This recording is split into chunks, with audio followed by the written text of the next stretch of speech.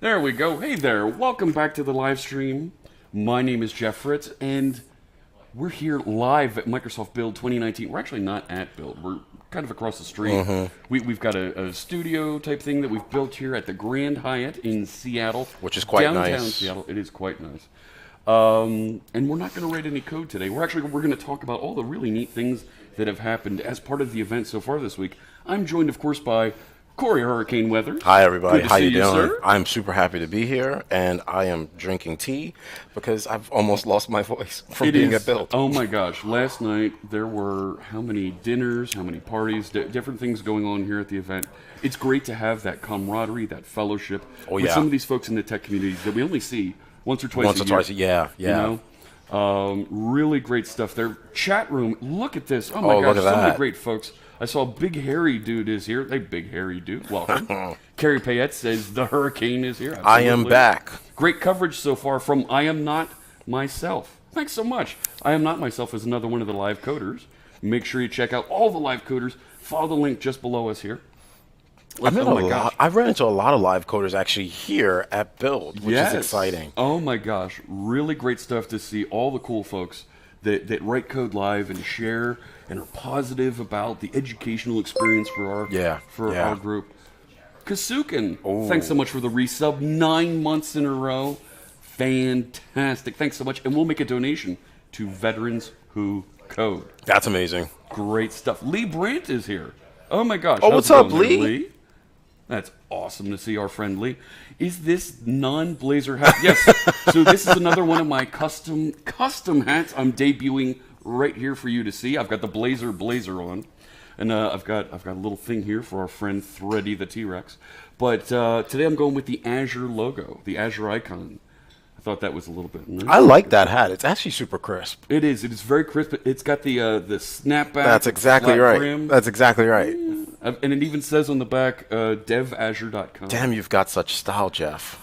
And it all starts with the jacket. It all starts with the jacket. Okay, I don't know if you can hear this, but the entire suite, there's dozens of people here that are going crazy. Listen to them. Oh my God. And the applause. Listen to this. It's amazing here. Yeah, you know what? It's almost like we've staged this. It's almost. Hello? Hello? Anybody home? Hey, think with fly, think. Yeah. Darn Skippy. Yeah. No, this is nothing to do with Mr. Ward Bell. Much respect to Ward. This is celebrating Blazers big coming out here. Yeah. Thanks so much, Sir Lee Depp. I really appreciate that. Let me know if you want to see the Avenger shirt. We'll get to that, Dee Dee. We'll get to that. Our friends, of course, Dee Dee Walsh and Sarah Fats are joining us. Dee's got So this really good cool stuff. Avengers shirt. I won't say anything. They want me to show the back. There you go. There's that'd the be back. cool. devazure.com. I like to put the URLs on the back of the hats. Oh, that's awesome. That is amazing. Of course. Oh my gosh. Oh, the Philly State College connection. Yeah, we are. I am a Penn State alumni, just like Brent. Yes. Shout out to our Penn State folks. Carrie Payette saying a sequin bow tie would be an epic addition. So I was thinking I need to have a black dress shirt. Yeah. And so I met up with Donna Sarkar last night. Ooh, did you really? A little name drop there. Yeah. Thank you so much. And she said no. One sequin thing at a time. Come too much on. sequin is a little bit too much. I don't believe it. We are rocking some fancy mics today. That's I right, like Jeff the sparkle. Brent. Lots of sparkles. I have a feeling we might be photobombed here at some Oh, point. are we? Ooh, that would be fun. That's right. No. White dress shirt and bolo. Oh, come on. I don't know, Hugo. That's a little much. Yeah, that feels much to me, That's a actually. little much. Why didn't we get the hype command popping out there? Uh-oh. Let me kick off that chat bot one more time, get that connected in. There's tools. I love that you've got tools to run the things while the stream does the things. So right, I mean, as part of, having breakfast, getting all prepared here, I got a little juice, thank you. I'm going to automate. As I'm a developer, I want to automate as much all of the this things. as possible. Yes, So we've got a Mac over here that has just the chat room on it, so we can which both is see. amazing. And I've got my PC here with OBS and everything automated. Yes, it is a juice. FD God 92. Oh, yes, it is. You don't want to know what's in this cup. I don't. Automate. There's the hype. There we go. My juice. That might have been last night, Lewis, but not today. No. Well, welcome to breakfast, right? Right, That's what happens. That's Fritz After Hours. That's right. Oh my gosh, it has been a fun week. It's been a little bit been a crazy. lot of fun.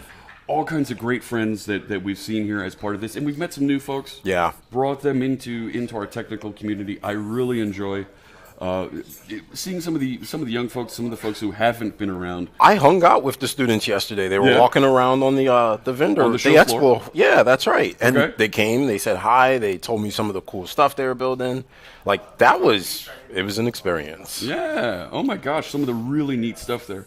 I read Janescu's comment here, making your weather diary app, and I thought it said, "I'm making my weather hat." Like, okay, you need a hurricane weather's hat. I actually think we should have a hurricane weather's hat and There's a debut that logo. on the stream. There's a logo for you. Is there a logo for me? Right, that's one. to I love think that. about. Hurricane weathers. That would actually be perfect for my stream, which I don't do consistently enough, but should do more consistently. There you go. Yeah. Oh my gosh. Let me. The weather throw- beard and the weather hat. Yes. Oh my gosh. Yes. There you go. Put a shout out so you can click through and you can follow Corey and check out his stream right here on Twitch. Yeah, I'll be lighting up again on Friday. We're doing our beginner series again on Friday, which I'm really excited about. Because I want to bring more developers into the community, so I'm excited about that. There's something about there, especially here on Twitch. There's young folks that want to learn, but they're a little intimidated going into a Stack Overflow and asking questions. Yes. Or go into a forum, maybe on Microsoft's website or a community forum, and they being able to see the smiling faces of some folks that you recognize every now and again. Yeah. And ask questions, and we're more than happy to help out. You got great moderators in the chat rooms that can chime in. I try to be a friendly face, and if they think my face is friendly, then maybe my voice is soothing enough to go with Absolutely. it. It's the smooth vibes of Fritz and Weathers. How you doing? Dun, dun, dun, dun. Wait. How you doing there? Thanks so much. Thanks so much for joining us. I hope you're having a fantastic morning. So let's see. Electric Havoc says, recently bought a custom hat. The cheapest I could find online was still a lot of cash. Must have a hat mob connection. So there's actually... Do you? I'm actually curious now. The Hat Mafia. Yes. No. Damn. It's the Uzbekis. So there's a family from Uzbekistan. They have a couple of T-shirt presses, They print iron-ons at the local shopping mall. This is nice. And, yes, and they've got embroidery machines right there with the 10 needles, 10 different threads. Yeah, and it just does the things. Yeah, so I go in, I'll bring them a PNG. Yeah. They convert it to the embroidery format right there for me. Oh my God. On a Windows machine at the desk. Let me review it, and then they put it on the embroidery machine, and it cost me $25. How long does it take? 15, 20 minutes. Oh my God. Literally while you wait. I'm shocked. So I was there on Friday last week. I walked in. I had here's the Azure logo. Here's the what was the other one? Here's the Blazer logo. Yeah. These are the hats that I want them stitched on. I handed them over. They converted the logos, and they said, "All right, between the two of them, it'll be done in about 40 minutes." Oh my God. I went and grabbed some Five Guys. How do I get the connection? Like, I want the connection to the Uzbekis. It's right in the shopping mall. You just go check it out. Lesson learned. Chef Brent, that's at... So, folks, I'm in the Philadelphia area. That's at the King of Prussia shopping mall in lovely Valley Forge, Pennsylvania. Oh, I was just over there, actually, a couple weeks ago. Fantastic. Yeah. There's a place in there. The sign over the door is custom apparel, but it's like koptees.com is where you can find them. And they're extremely friendly, and the shop's right there across from the Lego store. Nice. If you're familiar with that shopping mall, there's a Lego store, and what shopping mall doesn't need a Lego store? Well, my kids love the Lego store, which means my wallet loves me being in the Lego store, unfortunately. But these things happen. These things do happen. Oh my goodness. So it's great having there's a couple other places that do similar, and it's a couple other places locally that do that, so we just got to connect with them and light up their services. I'm happy to promote them. Now I got to ask the question, because you said you went to Five Guys, you got a burger. Oh yeah. Are you Five Guys, like Shake Shack? Like, are you preferential? Tell me. Okay, so when it comes to that slightly upscale burger, yes, right? Five Guys, Shake Shack.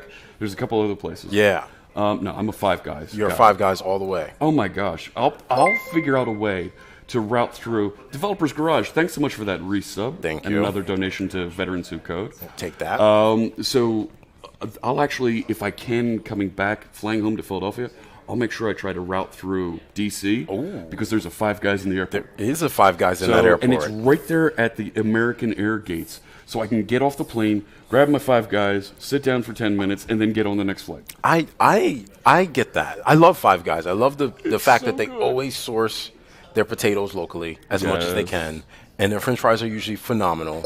And their burgers are just amazing. Welcome to Burger Talk with Fritz and Weathers. How's it going? So I see the comments about the jacket. You like the magical jacket? I mean, isn't that amazing? It is. Come on.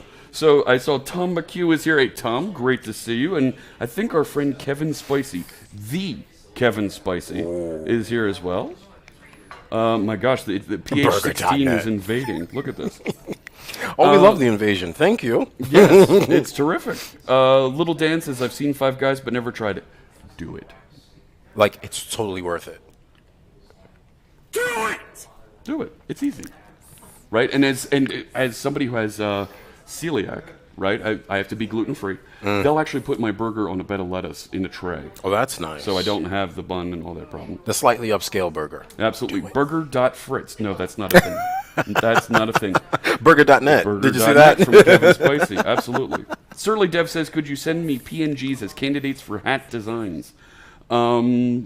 If they're community logos, yes, we can do that. But if it's an organization, if it's something you want me to promote, we'll talk about that, and we could certainly figure out how we can get your hat, your logo on my head for a show or two. I love that the conversation that was supposed to start off as a recap of Build has turned into fashion choices and food preferences. Thanks so much. The .NET fashion community and burgers. Oh my! It's been a fun week. It has.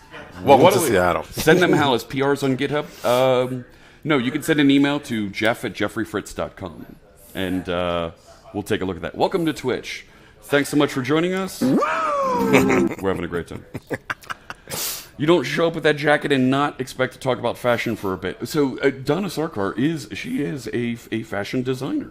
Is she really? Oh my gosh. I mean, amazing. she's always stylish every real. time I see her online in different Incredibly. videos. Yes. And I am always like developer chic, right? I got my good developer T-shirt. Shows a little bit of muscle, but you know. So I'm always Okay. I always feel a little underdressed I'm myself. clashing with the blue and the pink and the gray. I'm very class, but that's okay.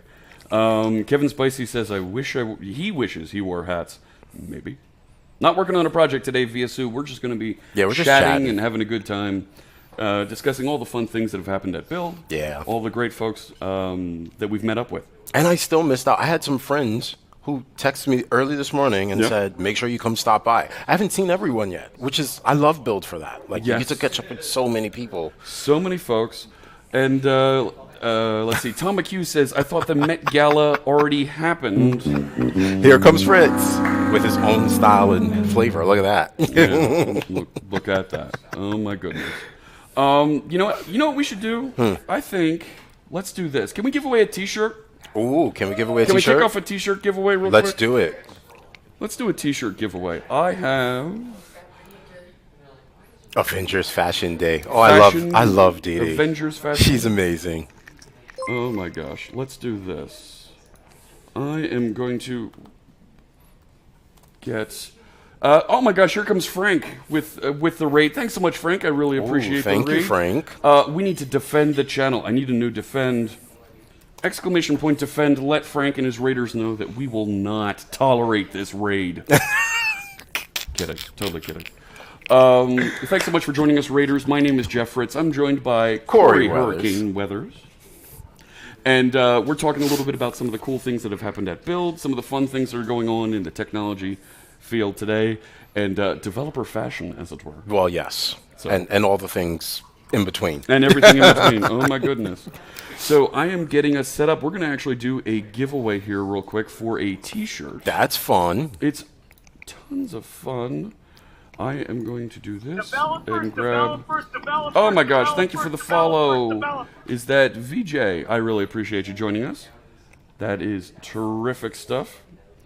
And let me adjust this a little bit this way. While you do that, I got to shout out my buddy, Chef Brent. Chef Brent. My buddy, the Chef Brent, is somebody asked about my Twilio Quest t-shirt because they're like, the hell is Twilio Quest? Which is Sure. great. It's a good question to ask. And so my buddy, Chef Brent, has said, hey, you want to learn Twilio in a cool gamified way, Twilio.com/quest. Oh, okay. If okay. you get through the getting started, you get to get one of these shirts too. You get So, a yeah. fantastic T-shirt. Yeah. All right. I think here's what we're gonna do. We're gonna kick off. We're gonna randomly choose somebody from the chat room Here it comes. to. Right. I got all the things. Let's get rid of that. Let's get rid of that. We're gonna give away This a looks fun. T-shirt. You haven't seen this, have I you? have not seen this side of it. Oh, I've my been on the gosh. other side of You've it. been on the other side. Here we go. I'm going to head over to this. There we go. So it's right over here. This is Lash Tools. This will allow us to run the giveaway. If you're in the chat room, drop in some words, some text, and we will get... nope. Need to remove that. Oh, I do want to spin There a we wheel. go. And you can win a... Yes, you want to spin the wheel? All right. No enemies, no enemies. And drop some text in the chat room, and you could win a .NET T-shirt. This sounds fun. It is. And somebody just subscribed. Who just subscribed? I can't see it. Yeah, it's like in the way. Oh no. I've got to move that up. Carrie, thanks so much for the cheer, and we'll make a donation. 142 bonus 14 for a great breakfast from Build. Absolutely. Hey. We got Stream Elements reading at that time. Thank you so much. Yep, that was a subscription from Knight0323. We really appreciate that, and we'll Definitely. make a donation to Veterans Who Code. Tom McHugh with the Do the Things. Oh yes, there's 4 new emotes out there you got to check out. Spin the wheel. Not yet. Not yet, We not want to yet. give everybody a chance here. I've got to actually go through here and make sure I pull out. We've got to pull out of here. I think Ms. Sarah Fats doesn't need to. Oh win. my goodness, Sarah Fats is trying to get a Sorry. shirt. Come She's on. trying to get a shirt. Are you serious, Sarah? Who knew? Jeff said, Dee Dee said if I win the shirt, she's giving it to me right now, right off of her back. I don't know if you can hear that, chat. I don't know if the chat room can hear that, but we've Yeah. got friends in the background who are We doing have fun a things lot of for this T-shirt giveaway. It's a little crazy. I'm just saying. I'm not saying, but I'm just saying. They said, let her have the shirt. Let her have the shirt, says Carrie. I don't know. We're having too much fun here. What do you think? Should we kick this off? I think we should kick go this ahead, off. Fire it off. Hit Do I that get start to animation. 1, 2, 3, go. Here we go. Who's going to win it? Code Party giveaway time. We're giving away a .NET t-shirt randomly to somebody in the chat room. Let's see how this goes. Don't watch it. Right? It's right over there. Oh, no, it's not over there. No, it's right here. it's like right there. Okay, wait. Going? Who's it Wait. going to be? Wait. I think Tom McHugh has a good shot at this. It's coming. It's coming. Is it going to be? Is it? Right. There's Michael Jolly. Give it spicy now. Oh, Hugo, no. Chef Brent. Say Brent, the word. Congratulations, B. You just won a .NET t-shirt from our friends at Progress Software and Mobilize.net. That's so cool. awesome. Fixed, rigged. Oh my goodness. I swear I didn't do it. I promise I didn't do it. I don't know.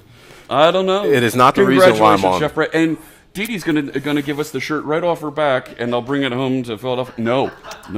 I mean, I did save space in my bag for it. This isn't that kind of show. Oh my gosh. I know. I will tell you what kind of show this is. I drink, and I know things. I do. we. Thank you so much. So, Fritz and Friends in the Morning. This Fritz is and Friends fun. in the Morning, absolutely. I'm almost out. You are? Oh my gosh. Well, you know what? I think we have another guest we might want to slide in Oh, here. we can do that. Okay. You want to do this? You want to come on in? Let's do this. I'm going to turn off your microphone so you can get up. Hey, bye, friends.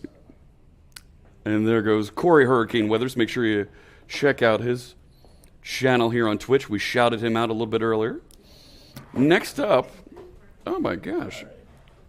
Carl, it is so good to see you. And it's good to see you as well. Oh my gosh, let me change back. Let me get rid of. There we go. It is Carl. How you doing? Pretty good. Nice to see you early this morning, day 3. Very early, day 3. We are making things happen. For folks who don't know you, who haven't seen your podcast or your video series, why don't you introduce yourself? Yeah, I'm Carl Schweitzer. I'm a Microsoft employee and co-host of the MSDevShow podcast. We just hit our 5-year anniversary. Oh, 5 years. Yeah. Big applause there in the chat room. Thanks so much. And over here in the suite, oh my gosh, here in Progress Studios. Yeah, listen to them. Oh my gosh. Beard battle Dozens time. of people here just going crazy. It's amazing. Do you hear this chat room? I have to work with these people. I choose to. Yes, they need rainbow bearded Clippies, Rift 87. It's so great to see Rift 87. Yep. We gave away a free ticket to build, and Rift 87 is joining us this week. We had him on the show Monday to talk about. It's always a great chance to come to get the build. It's one of my favorite conferences every year. Yeah. Oh my gosh! And we met at a build last year? Yes, last year we were both at the podcast booth, which was the bubble, kind of like right in the middle of the conference. So for those of it's a neat place. There's these glass walls in the middle of the conference floor. They do that at Build. They do it at Ignite. There wasn't as much space for it this year, so they moved it off the floor. Yep. But it's wide open. Folks can walk by and watch you recording a podcast, recording a stream.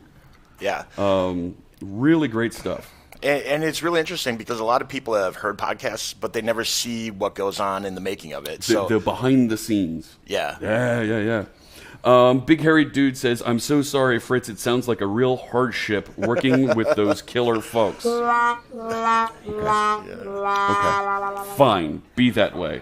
Michael Jolly says, Dee Walsh, we need a behind-the-scenes camera of you and Corey. I think you might see a couple pictures pop up on Twitter here. She's wandering around with her camera, taking pictures. You need to do like a 360 camera. A 360 camera? Yeah. You know what? Our friend Chef Brent there, he runs a show called Cooking with Heat. Yes. And he actually has an app that runs on his phone called it's the NDI camera. And we can take somebody's phone and turn it into a remote handheld camera walking around. Oh, that's excellent. And it comes in and we can put it on stream. Really neat stuff. Streaming's a different thing than just normal podcasting, right? Definitely. Oh my gosh. There's a whole new dynamic to it. Yes. The live and hijinks that happen. NDI. Yeah, there it is. Yeah. Oh my gosh. I'm hearing the giggling over on the other side of the room here, and I'm terrified of what might be going on. And nothing but nothing good can happen of that. Ta-da! Right? I'm expecting... Wait, Master. Wait. It might be dangerous. It's really dangerous up here, okay? Envious? No, not envious. It's a live audience. Absolutely, Janesco. Are they taking me seriously here, asks Ultra Mark.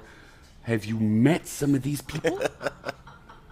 Yes, they're taking me seriously. We're having a great time. Oh my gosh. So 5 years for the Dev Show. Yes. That is tremendous. Where, if folks want to subscribe, they want to get the latest content, where do they need to go to find that? You can go to msdevshow.com. MSDevShow. Let me just punch it in there for folks that... There you go. There's the link for MSDevShow. And there's links on there to get you into iTunes or RSS feed of your player of choice.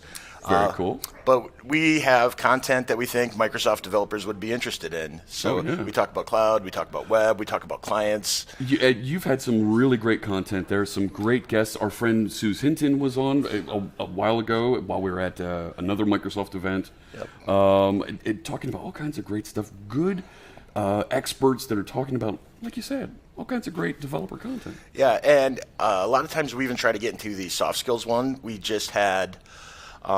someone on talking about career advice. So, yes. And, one of the things I think is very interesting is our career field is a lot different than a lot of other career fields. And it is. And there's a lot of different things that make people successful and a lot of different ways for you to find what your niche is. And even though that our field is still pretty broad and there's a lot to that, being able to collaborate and share those ideas of how you and I became successful can help people like, hey, I never thought of it that way, or I never thought of that technique. I'm going to try to adapt that, make it mine, and go out and carve my own path, my own way. Right. There's always going to be folks behind us that if we can pass the ladder down, help them climb up, right? Yep. Learn from us. Grow, do all kinds of new things that will improve their careers. Yeah, and in addition, that's kind of related to that. I hear a lot of time people like getting negative on others because oh, you're too junior. You got a senior dev title very early. But one of the things that's interesting is if you look at the Stack Overview, Stack Overflow surveys, the surveys that they do every year, if you look, 40 to 50% of the field, it has 5 years or less of experience. Yeah. There's folks that are 30 years and younger. Yeah, so if you look at some of the people who have been in 15, 20 years getting grumpy about that, somebody who they think is young and getting that senior title, if you've been in the career field for 5 years, you are technically mathematically senior. Oh my goodness.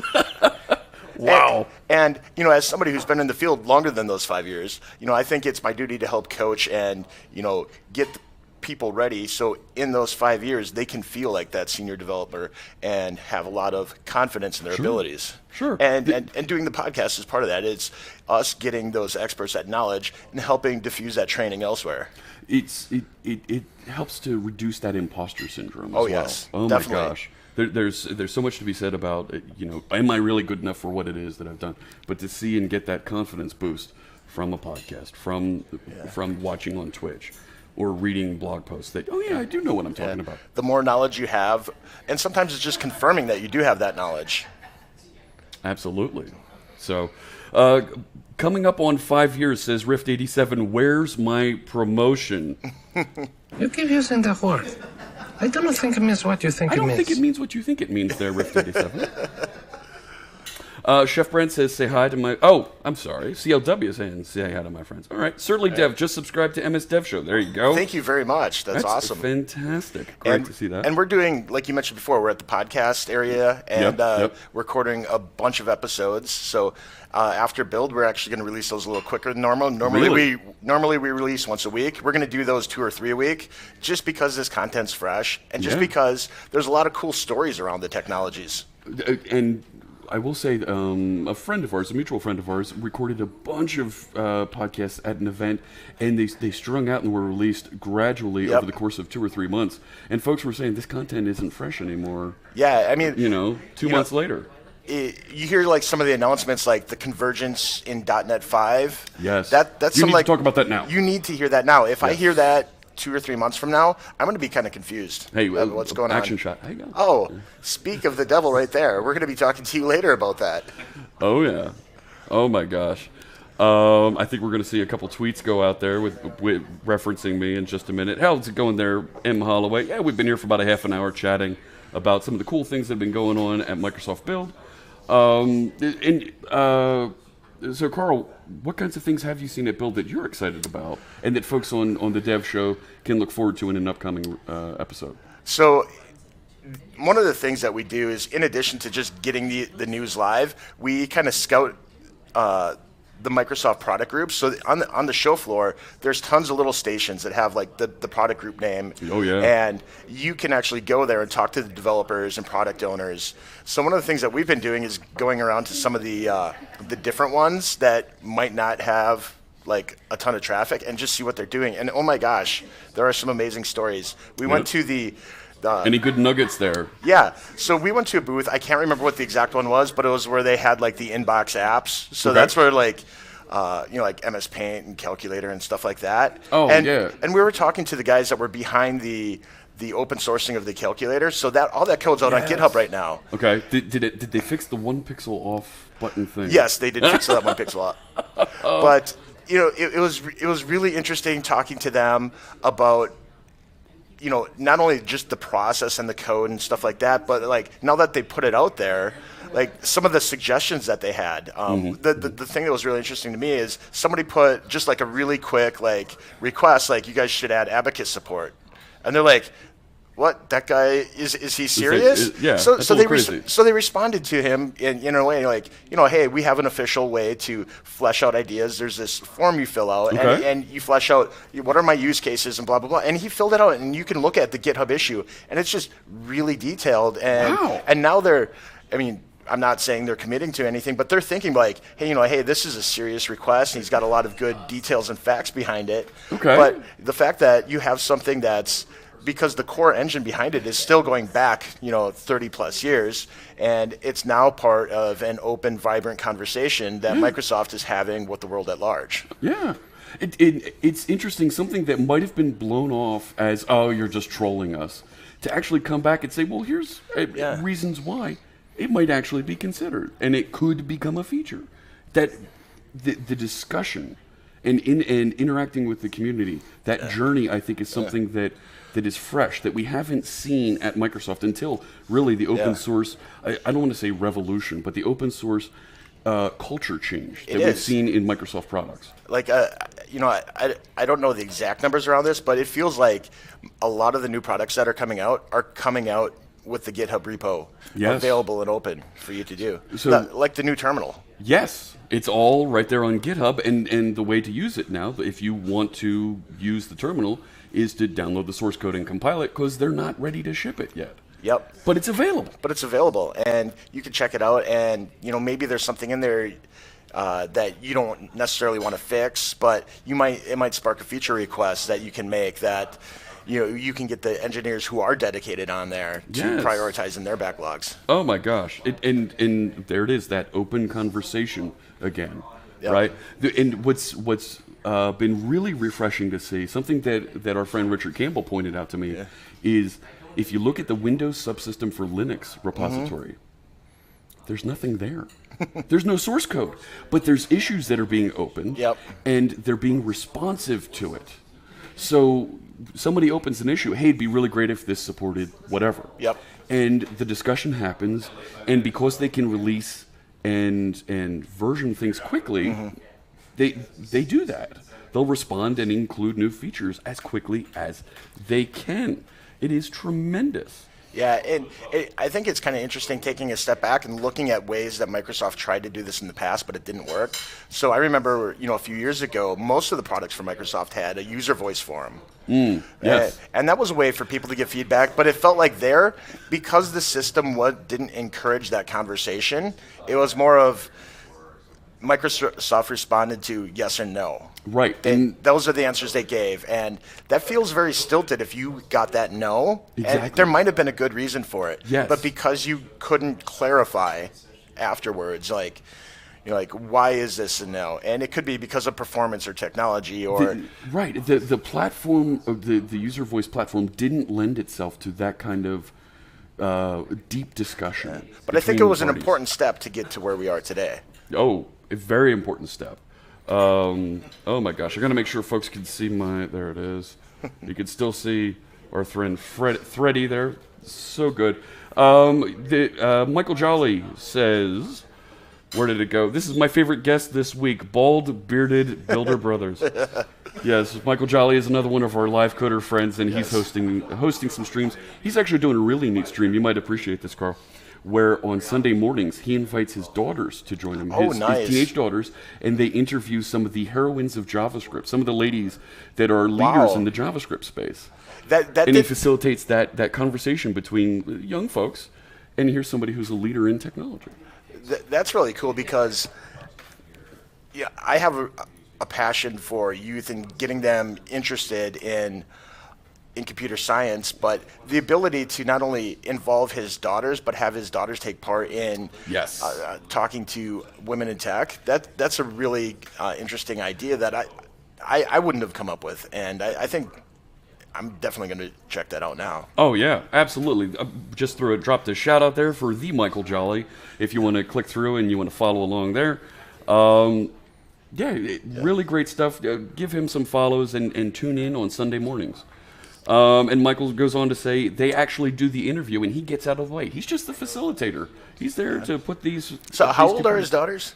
They're in their early teens. Nice. So I mean that's a really big skill for somebody who doesn't 12 and 10. There you go. Early. Yep. Yeah. They don't have a lot of technology experience, but yet they're out there talking to, I'm assuming, strangers. For the most part, about a challenging topic. So yes. I mean that takes a lot of confidence. Going back to that discussion.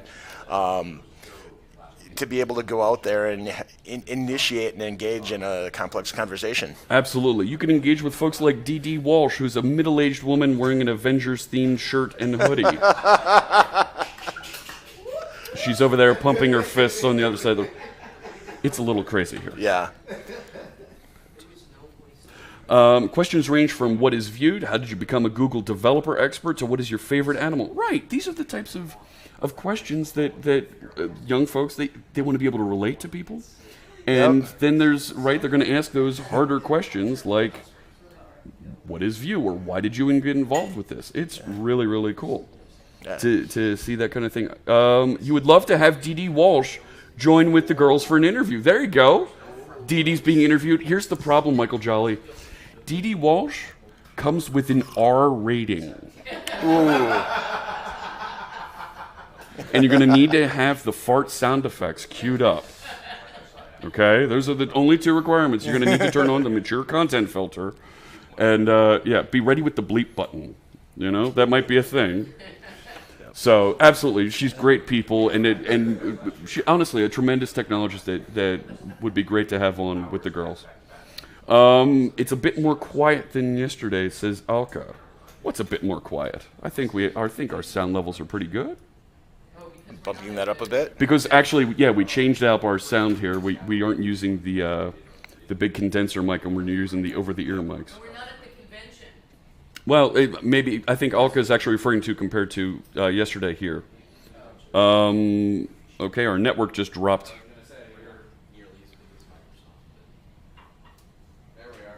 There we go. Awesome. The network just dropped here briefly in the room. We're still dropping some frames, but it looks like it's coming back. All right, moving on. So, what have you seen this week that you're really interested in? You saw a little bit about the in-the-box apps for Windows. Yep. But when you go home, right there, I like to ask folks, what's the first thing that you're going to work on? You're going to crack open and say, I got to try this with my code and work with. So I'm really big into IoT, and there's announcements around IoT plug and play. Yes. Which is really cool. This one I think is going to be. It's not something that's easy for the average person to kind of get in, but what this is going to entail us is when we have hardware makers that start building their products with this technology, you can actually dump them onto an IoT solution, and the item, when it connects to Azure, doesn't just connect automatically, but it knows what it is automatically. Yes. So it has a way of describing its capabilities, what kind of sensors it might have, how to interact with those sensors, and implement its functions.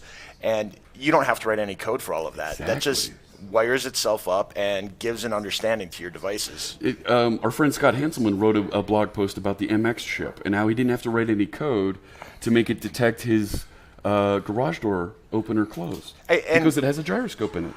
Yeah, well, the MX chip is really spectacular because it has a myriad of sensors on there, as well as a display. Yes. And it's so versatile, and it's a very inexpensive chip. It's just a few dollars. Oh, my gosh. But the problem with it is you have to know C++. Right, if you're going to write code for it. And that's not a skill set that everybody has. Sure, sure. So being able to have its capabilities be kind of auto-wired up, and you take over the server side. Let's just say you're Node or Python or C# kind of person. You can interact with it from the cloud and not have to worry about all that stuff, because Plug and Play knows how to send those commands down and read those values. Yeah, oh yeah. It's very cool to get into the IoT space. There's a number of folks, including Carrie Pay out there. There she is, doing some work on IoT devices here on Twitch. If you want to check them out, good, Carrie. Why don't you drop a shout out to yourself there, so folks can join your stream when you're working on Raspberry Pi or MX chip and some other great stuff. Holy crow! Whoa! People know me. Yeah, people know us. I can't look at this. 20 tier 1 subs just gifted to the chat room. Thank you very much from Sarah Fatz and our friends at Progress Software. So we got Sergey's, Jam 3SN, Sweaty Omar. Yes, Sweaty Omar. Code Guy 72, Sean of the Dev, Not a Duck 85, Nightbeat, The Kevin Spicy, Link Slumps, Devin Raider. I know Devin Raider. Jay Davis, Mike Jim W, Bo Simonson, Occam Detweiler, AJ 2017, Gigo Kanuku. Gigo actually won a Surface Go from us the other night right here on the show. Shark Gun, Gosk, is that Gosquo? Surly Devin, VASU, congratulations. You've all just been gifted subscriptions. Thanks so much to our friends at Progress Software and Ms. Sarah Fatz. Yeah. Thank you very much. And then we're going to get back into our discussion here. Yeah. My gosh, look at all those great emotes flying by. 18 emotes you can use now right here in this channel and everywhere on Twitch where they accept fine emotes. I don't know. That's a thing. So another one of the things that I was excited about, actually got pre-announced last week, was the new VS Code extension for remoting. Yes, right. So we can set up a central workplace, remote in, and let that take all the power, manage all the power we need. Well, and where this gets really powerful is there's a lot of scenarios where you have dev environments that are incompatible with each other. You might be working on several different Python projects. One takes Python 2x, one takes Python 3x. Okay.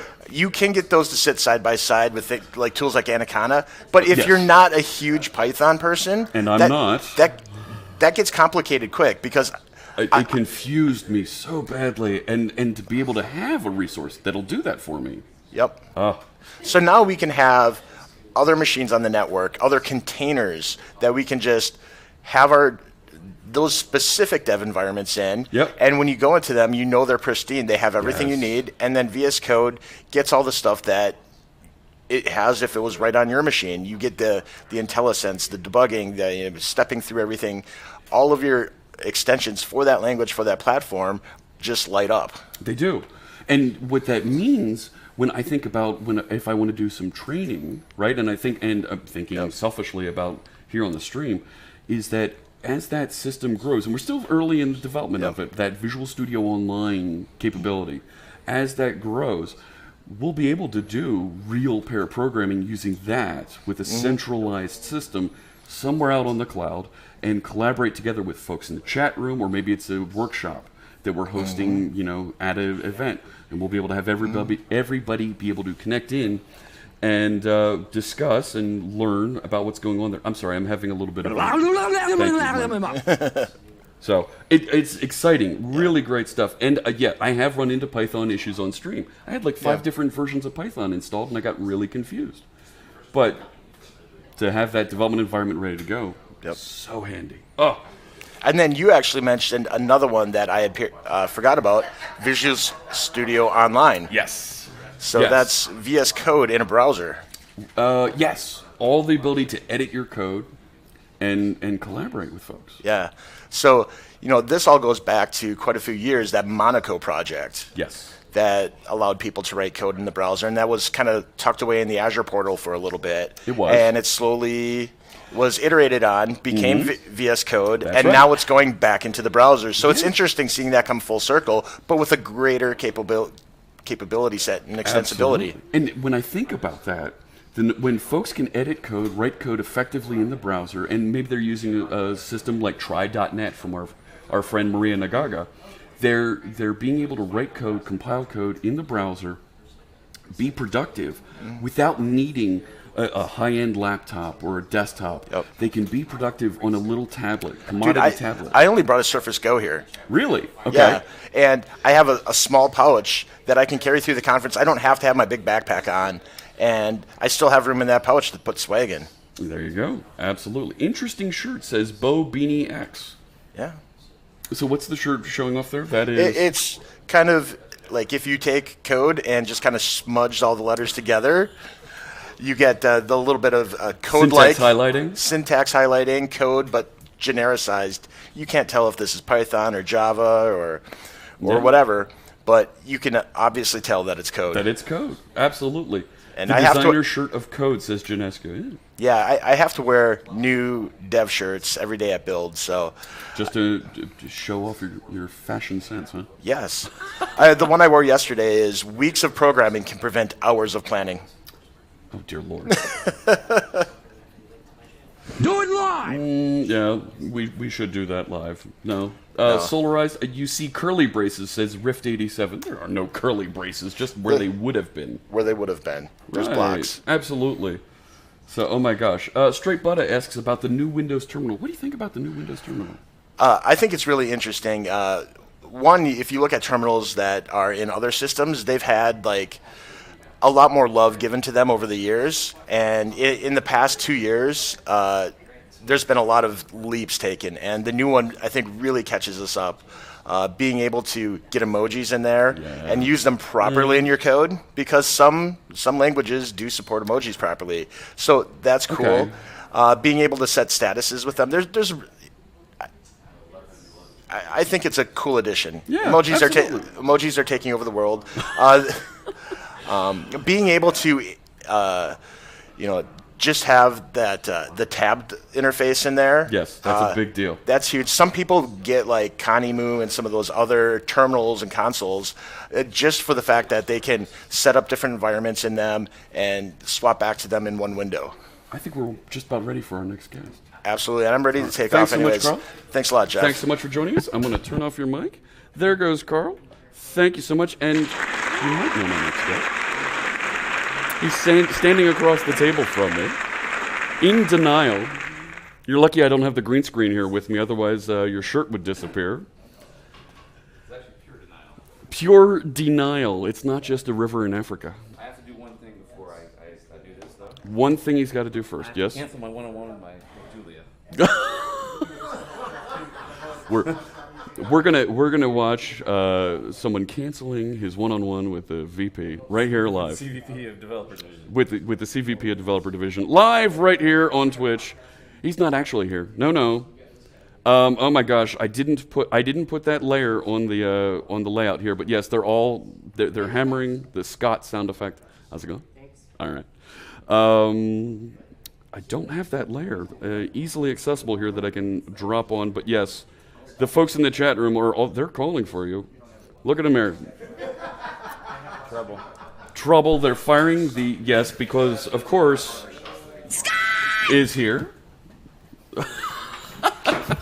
So good to see you. Go ahead, slide in a little bit. You're just off screen. Let me cancel Julia first here. So, schedule management while you wait. Ha, who, or goo? No, it's who. Yes, of course. Oh my gosh. You're a busy man this week. Very busy. Lots of cool things that have been happening. Lots of good stuff this week. Oh my goodness. Build is like, I feel like it's almost the Super Bowl for our developer content. You got to show up. You got to be ready because we're hitting the ground running with big announcements, big roadmap, planning, discussions that aren't necessarily things that we're doing right now, but they're the things you're going to see over the next 18 months. Yeah, that's the most exciting part about Build is Build's not about what we ship today or what's on the. It's really what we're going to ship next year and the year after and the year after and the year after. That's what makes Build cool to me. Yeah, there's absolutely. Those discussions that happen, right? It's not about code samples really here. It's great to have good demos, but having discussions and interactions around, here's the things we're looking at doing next, and have the customers, the developers, come through and say, this is where this is going to solve a problem for me. This is where it's going to apply and do great things for my organization, make us better, faster, use less resources, so they don't have to buy as much Azure. That might not be the best thing. We want them to use more Azure. Oh my! Because we're big fans of Azure. Let me tell you. Here you go, Jeff. Here's my cancellation. Oh dear Lord. All right. Can you do me a favor? Can somebody out there? Can you clip this? Scott and I saying, "Hey, how's it going there, Julia? We're doing a thing here at Build." And we'll send that link along that we're over here chatting. So. Some of the big announcements. Of course, we had to announce my favorite. .NET Conf is coming up in September, and that's more of a training event. That's not so much a discussion event. That's a training thing where we're going to show demos and get people things that they can act on. And that'll be the RTM of .NET Core 3 as well. Exactly. I mean, it's the out for .NET Core 3. It's like I was leading him into it. That's when we're going to release it, and that's going to be at the end of September. We're really excited about doing another 3-day event, and we're going to do the 24 hours straight again. All around, we're going to bring in folks from all the different time zones to chat and give great presentations here. So do we know how many how much community versus how much Microsoft we're going to do? So we're looking at doing half-hour sessions this year. And we're probably going to do, for the first day or two, where we have just 8 hours of folks in studio. We'll probably do, we'll have somebody giving a keynote who knows a thing or two about launching .NET and C# and Xamarin, as we do. And then we're looking at probably 16, so there'll be 32 half-hour sessions from Microsoft folks walking through and explaining and showing some of the great stuff that has happened and great samples that you can learn. But then we're going to go into 24 hours straight, 48 sessions of community content, live, around the clock. So no matter what time zone you're in, you're not just in Pacific time zone, you'll get great developer content from .NET Conf. When are we going to open up for submissions from the community? We're... Love to put Jeff on the spot here. Yeah, really. Wow. Man. You are really... I was just talking to Ed, and Ed wants to come Absolutely. submit something, and he's like, when? You know what? Not just Ed, but we want to make sure we bring in all the live coders, give them an opportunity to talk, because they're phenomenal at teaching here on Twitch, on live coding streams. Typically, we open those things in June, and we'll leave it open for about a month and a half, so that folks will hear by the end of July, we're going to bring you in, we want to make sure things are working, so that in August, beginning of September, we can do those tech checks, make sure folks' content is all lined up and aligns with what we want to say about .NET Core 3, about Azure, all the great stuff for the event at the end. Well, the nice thing about that timeline is we have the RC of .NET Core 3 in July. So it means which means people will have plenty of time to be on. Those bits shouldn't change. The API shouldn't change from July to September, which means if you build something in July, you should only get fixes. It should just get fixes going forward, right? So it should actually stick. Okay. So Brad Wilson, we know Brad Wilson says, is Scott trying to start a green polo trend? That'd be quite the pair. Scott in the red shirt and then Scott in the green shirt. Maybe. That could be a maybe I'm not sure. Yeah. Not speaking today, so green is green's okay. And you're not in front of a green screen. There's no stress. Yeah. CFP timing. Yeah, Carrie Payette likes hearing about CFP timing. Robert Tables is here. Good to see you, Robert Tables. Robert Tables is one of our live coder friends who works with containers during the week. And on the weekends, he does a little bit of either IoT work, or he was building a keyboard last weekend on stream. Really neat stuff to see there. Yes, Michael Jolly. Docker is absolutely what we'll hear Robert Tables talking about here on stream.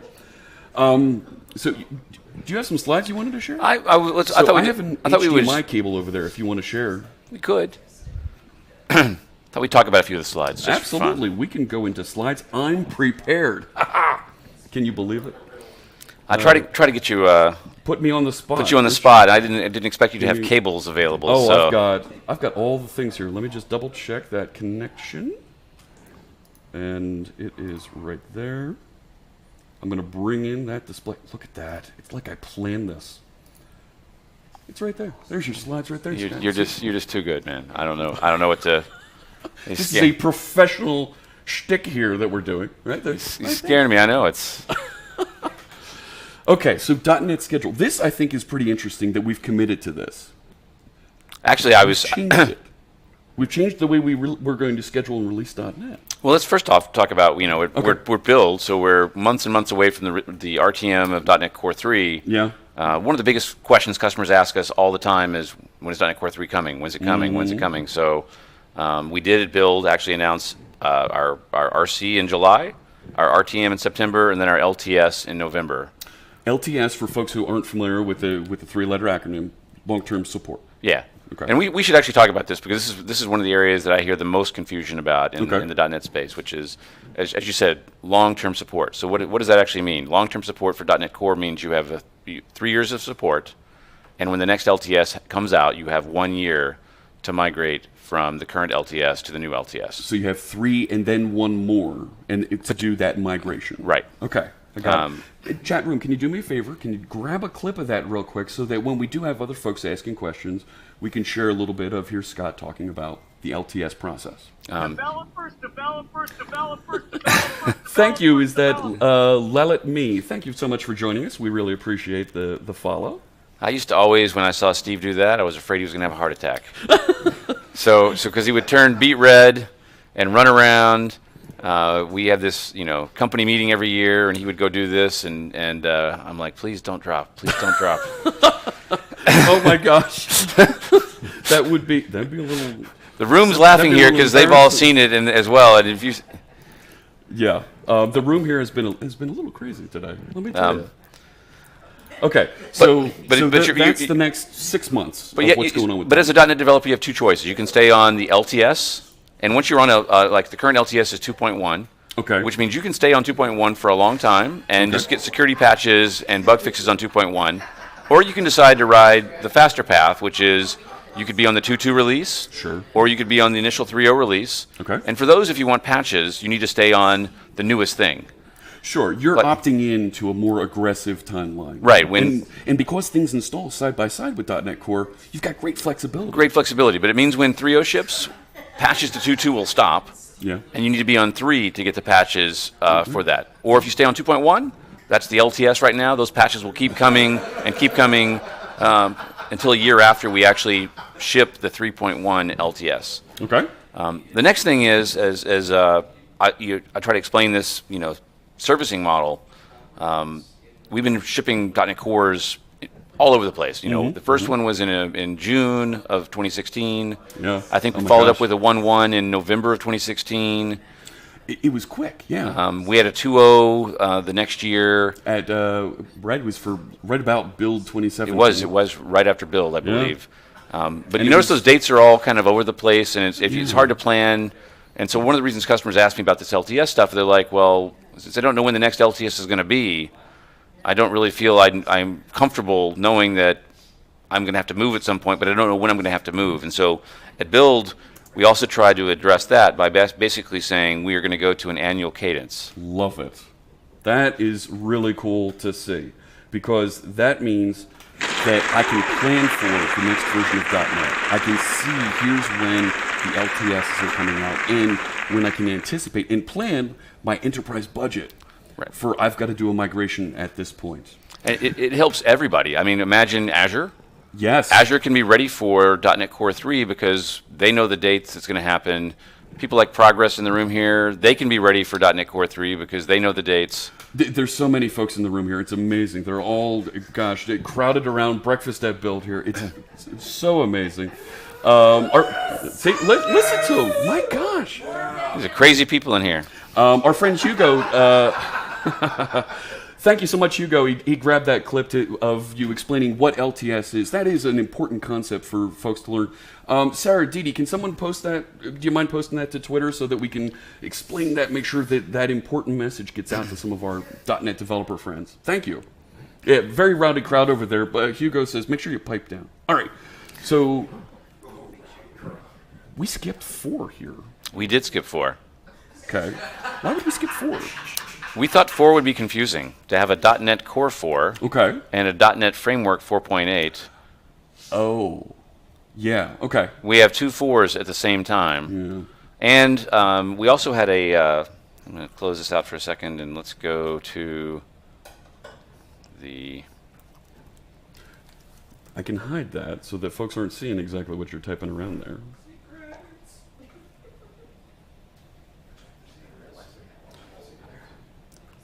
Yeah, let me go over here for a second while you're finding what it is you need to look up there. Okay. I was gonna bring up. I'm trying to bring up if the hotel Wi-Fi works good enough. I will bring up. I'm sucking up the hotel Wi-Fi here with our broadcast. Oh yeah, you're on. Yeah, but it's not coming up. So it's the circle of patience. The circle of patience spinning on Scott's machine while we're waiting for that to load. But as we talk about this 4.0 and 4.8 thing, there's a blog post that went up on Monday, and it basically said .NET Core is the future of .NET. It is. And because of that, we wanted to skip to 5. Okay. So 5 is the bigger number. Sure. And .NET 5 or .NET Core 5 is obviously the future and the latest version of .NET. So that's going to make it a little bit clearer for us when we get into that .NET 5 world that, okay, 4.8 and .NET Core 3, they're the previous versions because we know .NET 5 is a thing. Now, is there any concern because .NET Core, way back when we were originally talking about Project K, right? There for a while, the name and the numbering of .NET Core or .NET 5, the ASP.NET 5 was floated a little bit out there, and it was a little confusing. You know, or do we have any concerns about that? I mean, we're looking at almost a 5-year gap between.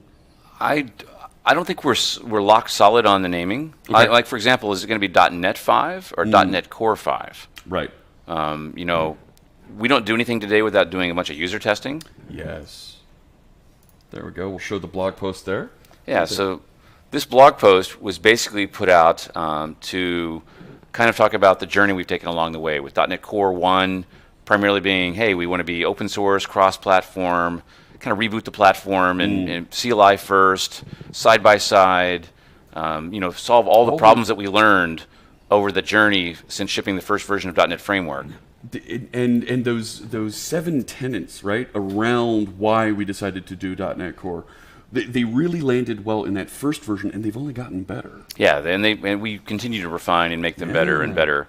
But you know, 1.0 was primarily a web release because there was not a lot of other workloads you could really do on it. There was console. Sure. People made it do all kinds of crazy stuff. Oh, they did. But then 2.0 comes. We bring a bunch of APIs. 3.0 comes, and we bring desktop, WinForms, Windows workload, WPF, yes. Entity Framework 6. And even though we're not bringing all the other frameworks, we don't have, you know, Web Forms, WCF, and Windows Workflow. You know, a lot of folks don't realize we actually tried to bring all those, and the estimate on System Web was 3 years, I think, was what it was going to take us to port it. And then we realized if we did port it, it was not going to be compatible. It wouldn't have been the same. It was not going to be the same, and so if you just can't, if you port it and it doesn't work the same way, you know, there's no IIS. It was so bolted to native code and IIS and a bunch of constructs that would have changed. Even the namespaces and stuff like that would have changed, which it would have broke binary compatibility. Folks like Progress who have these great widgets that you can use, the controls for ASP.NET, they wouldn't work. Right. They'd have to rebuild them, and you would, like you said, you don't have an upgrade path again. I really learned this as we started doing WinForms. You know, the WinForms for .NET Core 3. WinForms for .NET Core 3. Okay. So I showed a preview of the designer for WinForms in my talk on Monday. Yeah. We've been working on that for many months now. Oh, yeah. And there's still many more months of it left. I've been hearing the hand wringing from over that side. And even in that case, our friends at Progress are going to have to rewrite the designers for their controls because it's not going to be binary compatible. They're shaking their heads over here. Yeah. And I'll explain why. You can't really load two .NETs in the same process. So the designer actually has to go and spin up an external process with .NET Core. It will then render the WinForm screen, and then we take that HWin and we stick it into Visual Studio. For folks who don't know, HWin, that's the handle from Windows. Right. That. And it's really weird. Windows has crazy features where you can take the HWin from one process and stick it into another process. Oh, wow. So when we were seeing the screen, I can bring it up if you just hide me for a second to give me 1 second. Load some stuff here. Absolutely. Look at this. Demos on the fly while you wait. From who? From absolutely. Yeah. End lurk. I don't have an end lurk command there, Chef Brent. So sorry. Carrie Payette says, I heard Ed Charbonneau cry a tear back there. Yeah, maybe a little. Of course, Ed's really a big fan of things like Blazor, right? And we love seeing that Blazor's now a product. We've taken the experiment tag off of it. We're going to ship it with .NET Core 3 on the server side. While we're rounding out the edges, we're putting a good polish on the things that are happening client side, and that'll be released sometime in the future after ASP.NET Core 3 lands. So let's take a look at this, Jeff. Absolutely. Here we go. We'll bring up your screen. There we go. And I just want people to even see the name. Oh, man. Look at that. Remote WinForm Designer. Okay. And that's because, as I said before, if I hide that, you can see the Remote WinForm Designer for Visual Studio. and that's because when you open the form, we literally are launching another process. So if I double-click that launched another process. Okay. And then we took that HWin from the other process and we stuck it into this window. And it said, Windows lets you do this crazy thing where you're showing up the view from another process. Yeah. And then as I bring up the property sheets over here and it fills in, that is then going and getting the properties from the other process, and we're doing a remoting back and forth between the two processes to make this work. And so we're like the Progress folks will have to change things. Typically when you write a designer today, it assumes I can just go touch everything inside of Visual Studio. Yes. Well, there's no form to touch because it's not really here. So you have to. There'll be a channel where they'll have to make calls out to the remote process and say, bring me the properties. Okay. Or I'll send something back over there saying, change one of the properties. And that'll change a little bit of our Visual Studio extension model, right? So that you can interact with those things. So even though for the most part as a developer your WinForm code will just run as is, if you're building controls and your controls have designers, it's going to require, DevExpress and Progress and Component One and everybody to actually take a couple extra steps here. Do some work. Oh, yeah. Remote wizardry, says our friend Chef Brent from Twilio. Absolutely, a little bit of wizardry, pushing that stuff back and forth. Remoting, I haven't heard that people talk about that since, the days of COM and before WCF. We're getting back into remoting again. I mean, tremendous technology. And the demo build was kind of fake, too. What? Well, I'll show you this. I can change stuff in the property sheet. Yeah. But if I go look at the source code, don't quote that. Don't clip that. It was not fake. It was an amazing demo.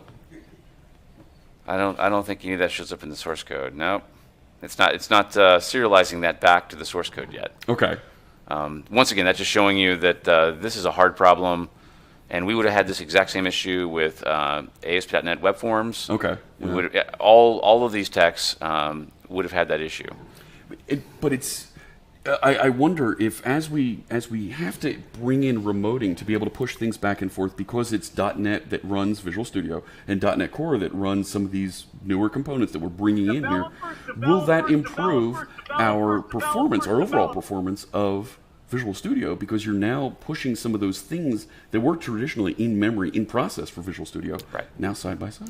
Yeah, we've been pushing stuff out of Visual Studio for a while. So we've been pushing a bunch of stuff out of the same process for a while. I'm laying the softballs up here so the boss can making it so easy for me. It's just terrible. Thanks so much to our new follower out there.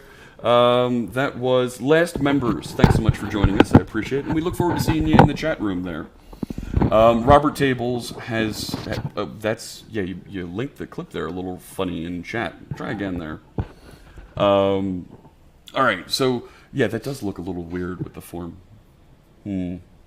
But we have seen demos. We have been able to see a little bit of being able to upgrade our existing applications to Windows Forms with .NET Core 3, and it's not too bad a process. Yeah, it's not too bad of a process. I actually was looking at a project on the show floor this week called .vvm. Yes. They just joined the .NET Foundation. I'm super happy. Our friend Tomas. Yes, Tomas runs that. And that looks like if you're a web form customer and you actually want to port a web form application to .NET Core, that looks like it could be interesting tech to do that. In fact, I told Tomas that when build's over, I want to go try it. We actually, while I was on the showroom floor, we took a web form application with a grid, and over about 15 minutes, we ported it from .NET Framework to .NET Core on .vvm. Yes. And he has controls in that toolkit. The controls look very similar to the controls that we have in web forms. Yep, and they use Knockout.js. Yeah. From our friend Steve Sanderson. The binding syntax a little different than what you would expect in web forms, but it felt pretty normal to me. So I think if you're a web form customer, that's going to be an interesting way if you want to take one of those forward, you could do that. Yeah. I think Blazor is also something that feels very familiar to web forms because it's web forms was a component model. Yes. And we haven't had a component model in any of our web stuff for a while, and so as you play with Blazor, it feels it is components. That's why Telerik and /Progress has controls, and the DevExpress folks do as well. They do. Is because it's component based. With components, you can make controls. It felt the first time I saw Blazor with server side interactions. Let me for a second. I will absolutely. We'll cut back to this. The first time that I saw Blazor with the server side interactions, it felt like when we had the old Ajax panels with web forms. Yes. Whatever controls were inside of that div, it would traffic back and forth. It would do all the JavaScript to paint on the screen, and we're doing the same thing, but with SignalR now. It automatically wires up the SignalR hub, so it listens for those changes and repaints just that section of the screen for us. And I understand that we're going to be able to do that step up, that upgrade from server side to client side with minimal code changes. Yes. To be able to support that. Yeah, for the most part, if you build a server-side Blazor application today, you should be able to basically flip it into a client-side WebAssembly Blazor application without, I hope, any or very little code changes to your application. So I would tell customers, start using Blazor now, and then when we have the WebAssembly stuff ready to go, just flip the switch, and you're going to get the high perf, small size. Running on the client inside everybody's browser.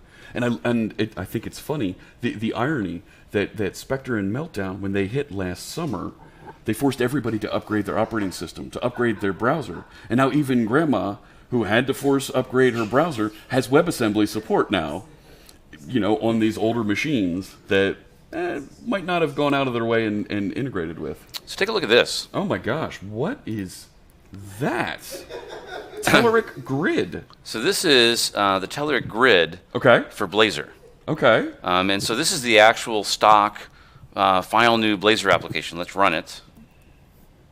So file new, but you flipped it so it's using the Telerik Grid. Yeah, this used to be just a for loop. Yeah. It was a for each that ran over the data and basically spit out a table on the screen. .NET new Blazor, and you'd got something that looked like that, but it didn't have the Telerik control in there. And so I've got the Telerik controls in there now. And so if you take a look at this, now I've got these nice headers across here. The filter. I've got the filters here.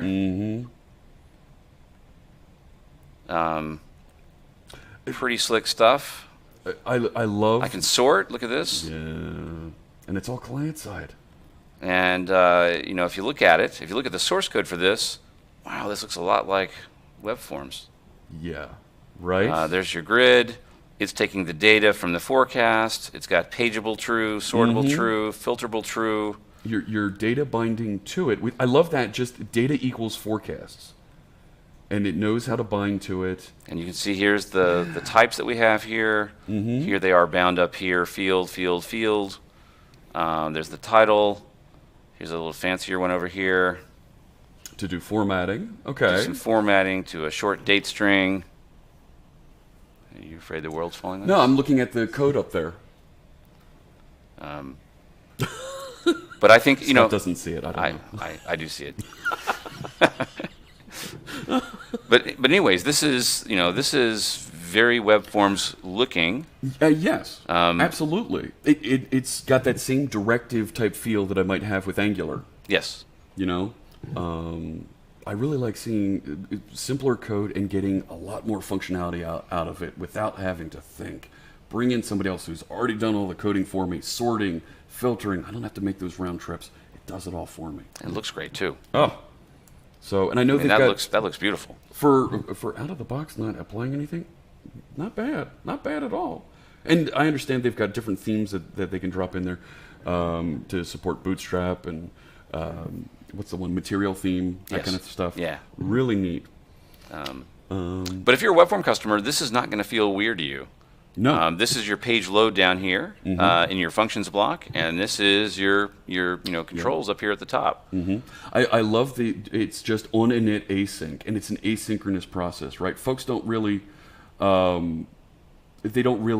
appreciate the asynchronous capabilities of their applications, their methods that are running out there. Take advantage of it. Let it do its work, and then report back when it's done doing its thing. But this isn't bringing any of the weird state management we had in web forms either. So this, there's no view state here. All that stuff is. So I want to be very clear.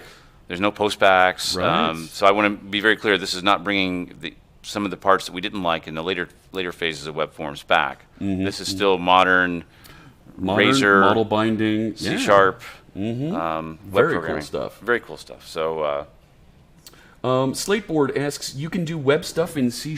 This is new to me. Absolutely, Slateboard. You can use C# to both write things that run on the server, that run inside of either controllers or inside of components with the Blazor capabilities. ASP.NET Core Razor pages you can use to write your content. But then you can do formatting right there in these templates. Yeah, let's inside of a functions block like you see here. Let's look at a simpler one here. So this is a button. Yep. And you'll see that we have a p tag here, current count, and we have a variable. And so all we have to do is, you see the variables defined here in the C# block. If you want to use any C#, you put an @ sign in front of it inside the text in the HTML. Yep. So @current count means print the value of that output here, integer right there. And this is just a regular button kind of element in HTML, but it's got an onClick, and that onClick, instead of calling JavaScript, I have an @ sign here saying, don't call JavaScript, call this C# function. Yeah, and Visual Studio is helping us out with that by changing what were HTML elements with the burgundy P and H1. Now it's the bold purple there for button and onClick to indicate. Yeah, so let's play with that for a second. Sure.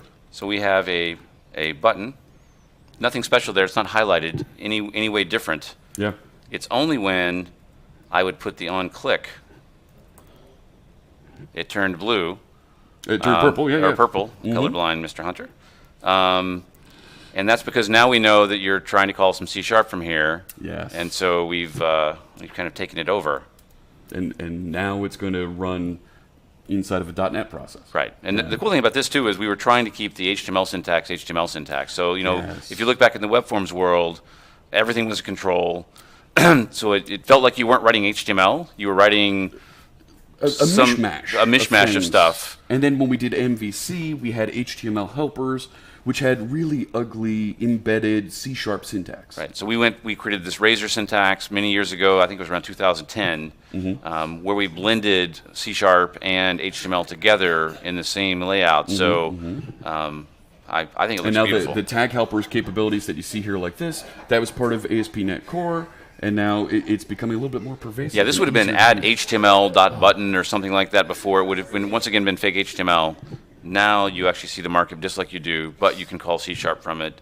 And as you were saying before, this is actually a SPA application. So if it's still running over there, when I click that button, the page isn't redrawing or whatever. Yeah. What's going on is I click that button, a signal is sent to the server saying the button was clicked, the button event fires on the server, we render the server side, we do a diff between the two, we send the delta back up, and it changes the 1 or 2 characters on the screen. That area. So Nice. it's an awesome programming model. Now you get your controls. So if you're a web form developer, I do think Blazor is It's a comfortable way to move forward. should be a comfortable way to move forward. If you're WCF developer, we're shipping gRPC. Yes. Okay. With, in fact, let's go back to Visual Studio. And if I do File New, I've got Preview 5 of .NET Core 3 on my machine. And that was just released this week, right? It was, yes. It was released on Monday. Fantastic. So make sure you check out .NET Core 3 Preview 5. So let's create an ASP.NET Core application. This is a misnomer right now because I have to create an ASP.NET Core application to get to these templates. Our friend in the chat room, Binary Chef, says is waving goodbye to JavaScript and I guess you're gonna jump in to .NET here in the browser. Come on in, Binary Chef. Come on in. The water's fine. It's going to be terrific. There's that Blazor logo. But and here's GRP service. GRP services here. Okay.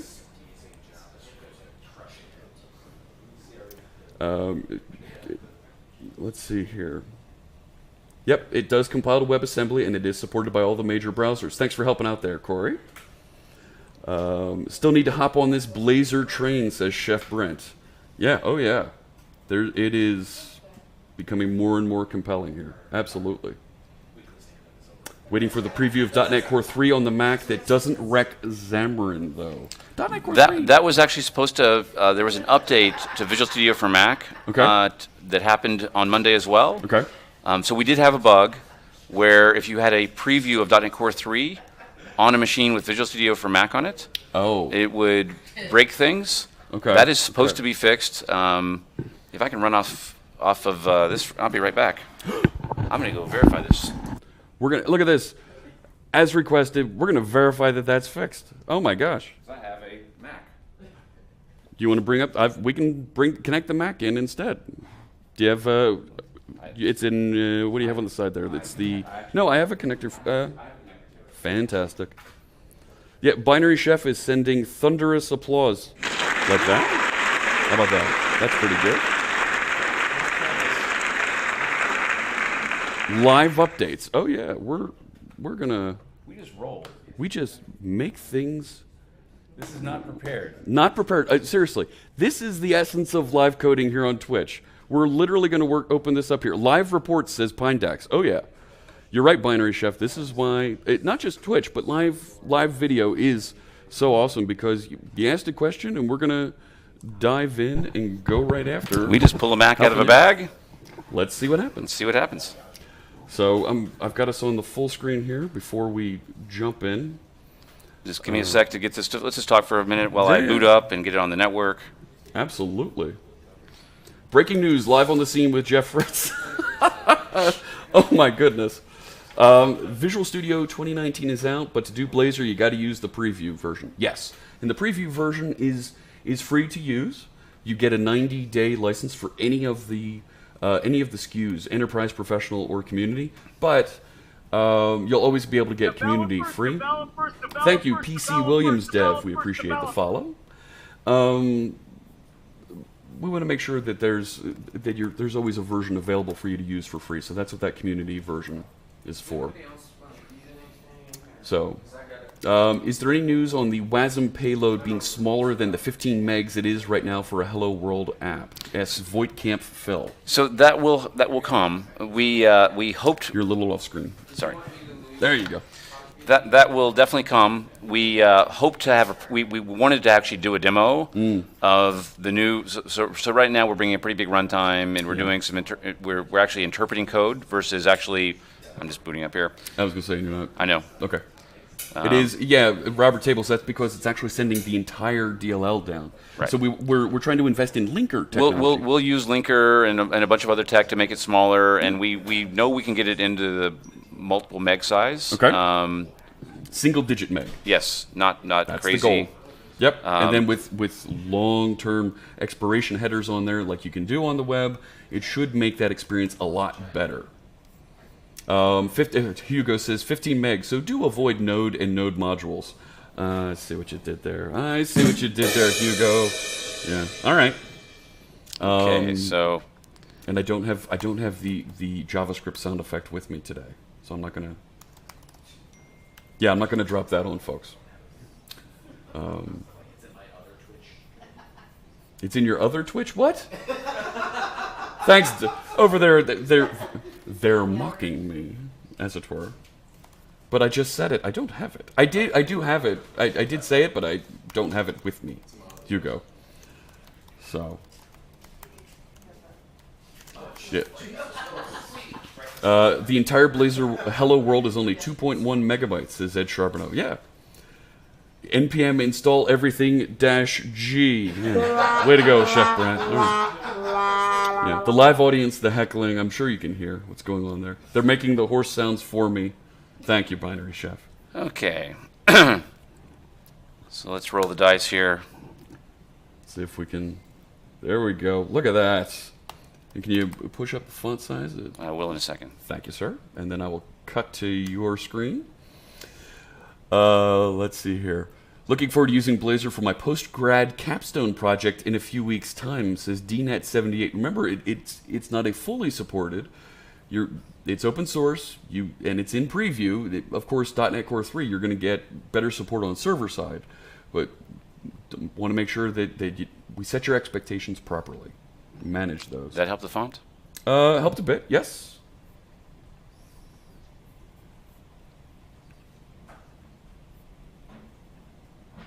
Okay. There we go. All right. Let's try this. There's Visual Studio 2019 for Mac. And let's create a new solution. Now I want to show everybody that I do have .NET Core 3.0.0 Preview 3 on this machine. Okay. So it's a couple versions back. This used to basically break all of Visual Studio for Mac for building .NET Core applications. Let's see if it works. Let's try this. Good. Ed Charbonneau says, npm install on a OneDrive folder will create a black hole that implodes the known universe. You keep using that word. I don't think it means what you think it means. I don't think the npm install does what you think it does. Add git init to that npm folder just for fun. No, don't, dear Lord. Oh gosh.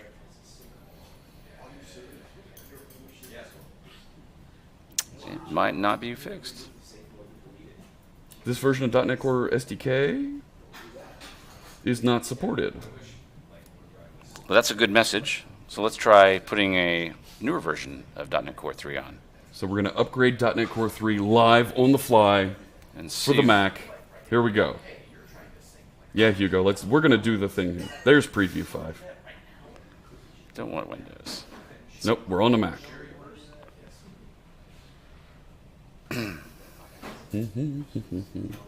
We need some groovy theme music.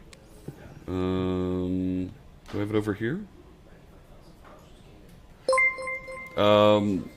Hugo just gifted the Corey Weathers subscription. Thanks so much for doing that.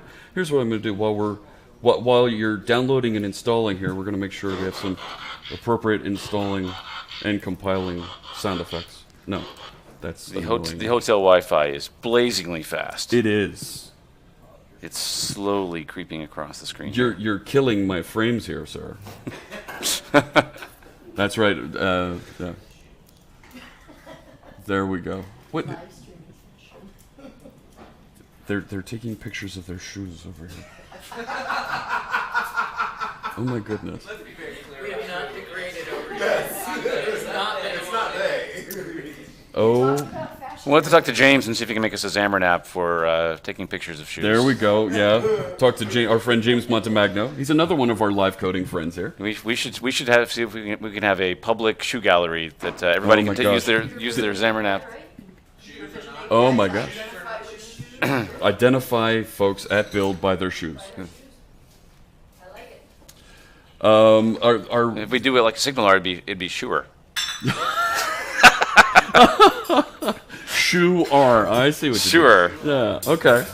There's our friend, the binary, the binary streamer here has visited us. How are we finding Microsoft Build? Build has been it's been a fun event this year. We're only 2 days in. We've got another day of great Build developer content coming up here. I'm going to be visiting our friends at the Visual Studio booth in about a few hours, and we're going to build a .NET Core application that adds functionality to my favorite hardware, the Elgato Stream Deck here.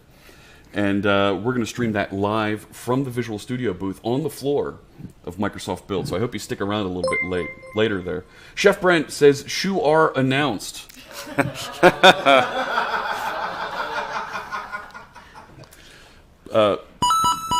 Points to you, Mr.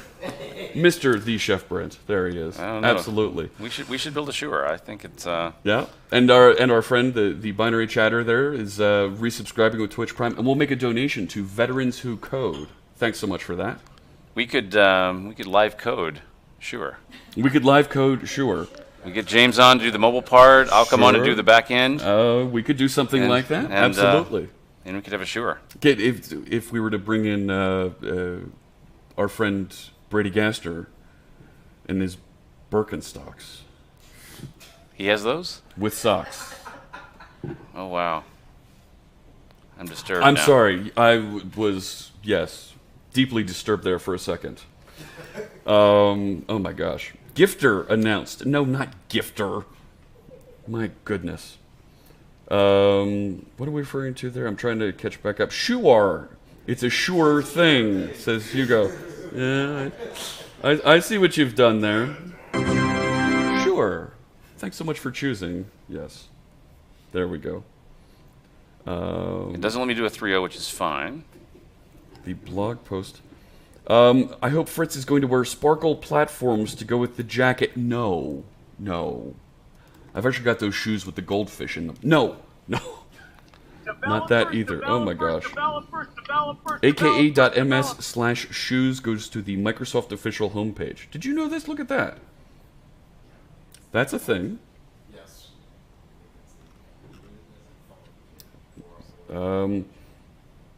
Thanks so much to our new follower. I'm not quite sure how to pronounce your name, but I really appreciate you joining us. Look forward to seeing you in the chat room. Scott R. And that's just a picture of a guy in a red shirt. So, yeah. Hunt R. Okay, that could be a thing. Sure. Version of the .NET. That's the same error we got before. Core SDK. Okay. And I like that I can still use global JSON to be able to pin a version of the .NET SDK. I can say, everybody that's going to compile this, we expect you to use this version that that might be in preview, right? So that even if preview 5 comes out, projects that are still working on preview 4 are kind of enforcing and using the older version until it's updated and it's proved compatible with the new version. Thanks for downloading. So, it does appear that it's still broken. But at least it gives you a decent error message now. It used to fail with a whole screen full of garbage. Okay. So it's a better error message, but it's not perfect. Not perfect. Okay. And, previews. And you can do the... I will research this today and come up with an answer. I will get back to you by the end of the day with how to work around this, so you can do this. So we're going to share. We'll make sure that we share that information out either on Twitter, or maybe even on a stream here. I'll be back again on Friday. But we at least made the error message not be awful. Yeah, the error message is not awful. That's a better thing. Tell you what, can you do me a favor there, chat room? Can you grab a quick clip of that last minute or so where Scott was showing the error message, so that we can be sure to share that with some of our engineering friends, so they can kind of see the experience that we had and be able to go in and dig in a little bit further. And I could probably go crazy here and do this. So this is the same capabilities we have on Windows to be able to use the preview track for Visual Studio. Right. We can do the same thing on Mac, and we can bring in those preview versions when we're ready for them, and we want to test things early.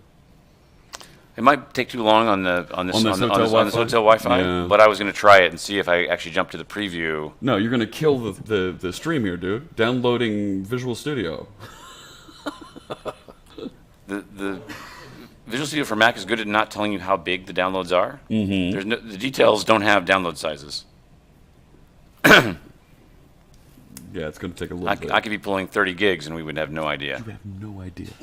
It just suddenly happens. Yeah. Binary Chef says, I didn't think about looking in the preview channel. We're going to try and confirm that and see about... We'll confirm that. I don't know if I can stay until this is done, but... No. I don't think I can stay either. My gosh. So this is really great. We see all these things, and I want to touch briefly on .NET 5. Yeah. So let me come back out of the Mac here. Let's come back to just the two of us. So .NET 5, we know that that's going to be coming out because of the new announced cadence. It'll come out next fall. Right. But it's different. We're making that step up, and we're going to see, I believe it was worded as the unification of runtimes. Right. Well, it's funny. We were... Scott Hanselman and James and I were all arguing about this on Monday before we did actually Sunday before we did the talk on Monday. Okay. Do our customers even know what a runtime is? It's a good point. And it led to another interesting question, which is... do you really need to know what a runtime is? Exactly. That's we went down a funny path here because we... the other one is the initial slide that I was going to show for .NET 5 basically said JIT plus AOT. Thank you, Robert Tables, for grabbing that clip. We'll make sure that we share that with our friends on the .NET team so they can follow up a little bit.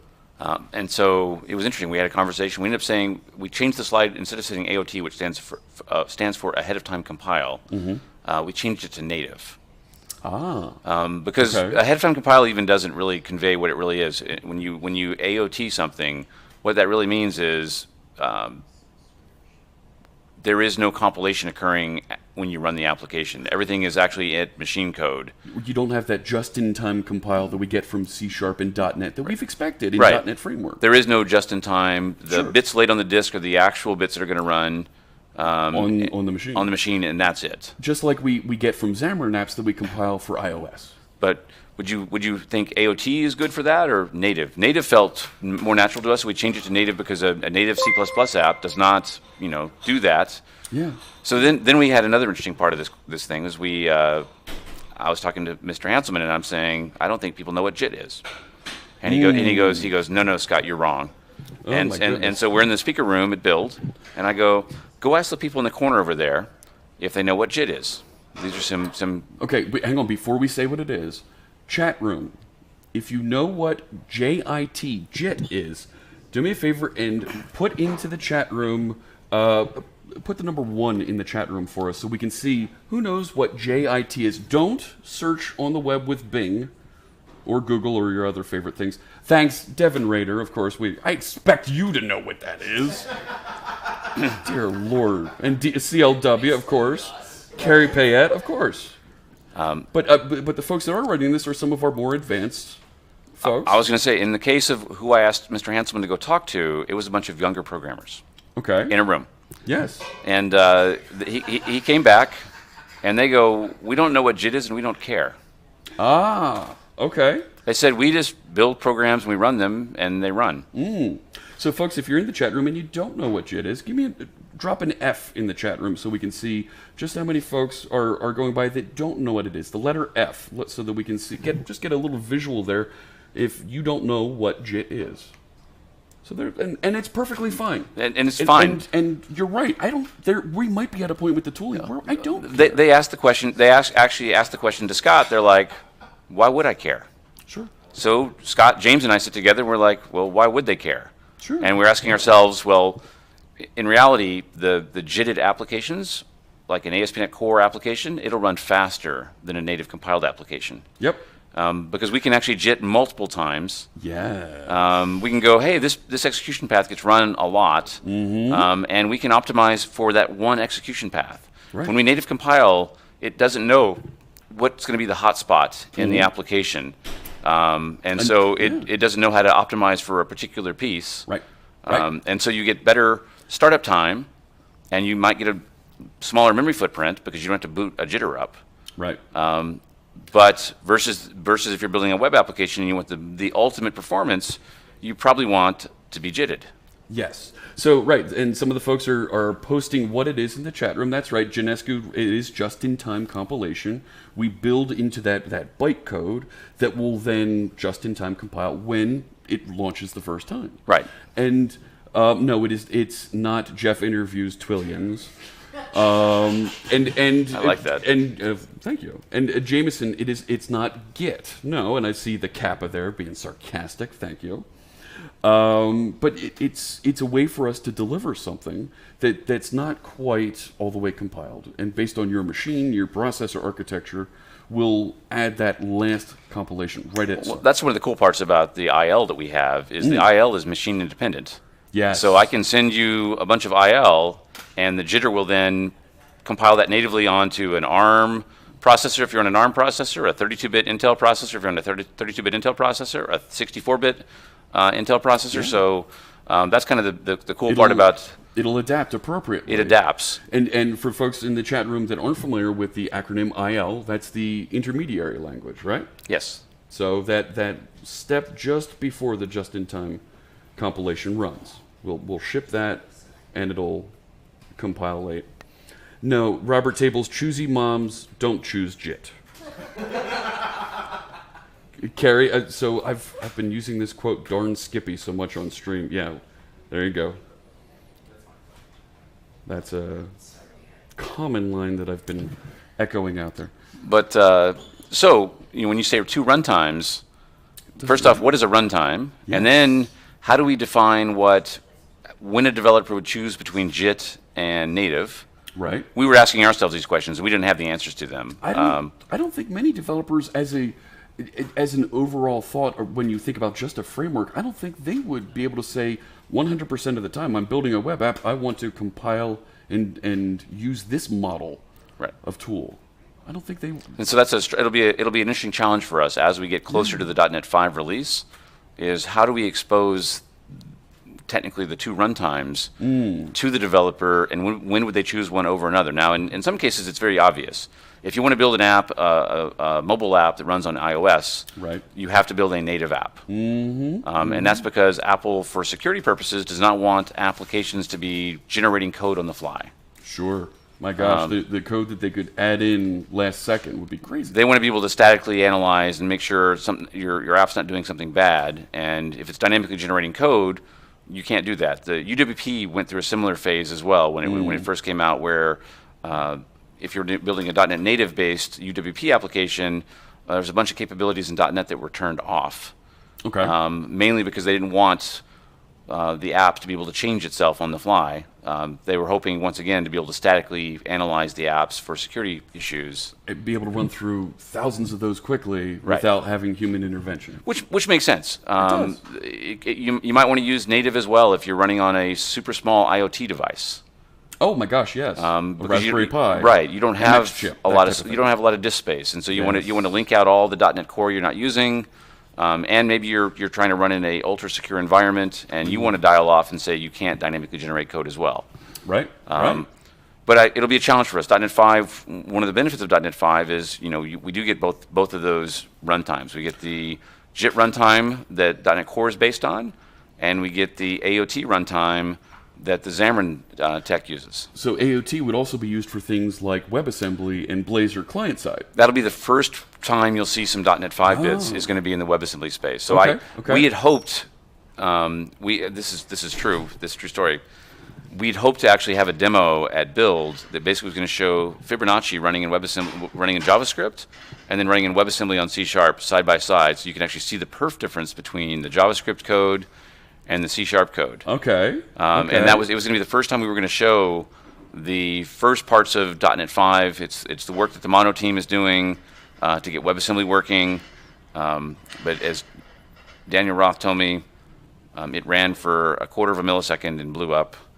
And they it's preview. It's not even preview. It's in alpha. It's in nightly build. It is nightly build alpha, and they said it was going to take them The hotel Wi-Fi is so bad, Jeff, that you are. This is not going to failed out there. Well, I'll have to just give you feedback afterwards. Sure. I want to call out to Shaun of the Dev here in the chat room. This is great. Only been in .NET for 2 years, coming over from an ancient proprietary language framework I will not mention. Thanks so much for joining us, Shaun of the Dev. We really appreciate that, and I hope you're enjoying your .NET experience. There's so many things that you can do with it, and we're going to encourage and empower you to do a heck of a lot more. And .NET 5 is just one piece of the puzzle. I want to talk about one more piece of .NET 5 before I have to go run. Yeah, please. I do too. We, I said web forms. .vvm is a solution for a web form customer, and Blazor is a solution for a web form customer. Yep. We had just briefly brought up the Rpc template in Visual Studio before we switched to the Mac. Yeah. And that is a contract-based RPC. Very similar to a WCF in many ways, where you have a contract. Let me just make sure we unpack those acronyms for some of the younger folks that haven't used those things. So RPC, remote procedure call. Yes. So you can make a call to another machine and say, go run some code. WCF is the Windows Communication Foundation libraries and frameworks that run on all versions of Windows, going back to, Vista? Yeah, we shipped WCF as part of .NET 3.5 or 3.0. 3.0. Okay, yeah. It was .NET 3.0. And that was Vista. And it was Vista, I think. Yeah. So it's been around for a long time. Okay. So those two frameworks, how do they play together? Or do they? gRPC and WCF? Yeah. They don't play together. Okay. WCF, it lets you actually change the way it would talk to stuff. So, for example, you could use SOAP. You could use binary. Later on, they added REST and JSON. Yeah. So it had a variety of ways of, and we had other RPC mechanisms in .NET like remoting, and that was primarily binary. That one did too, but it had some dials. But they're basically, I want to call an API on another machine, and WCF is great for the most part if you want to call from .NET to .NET.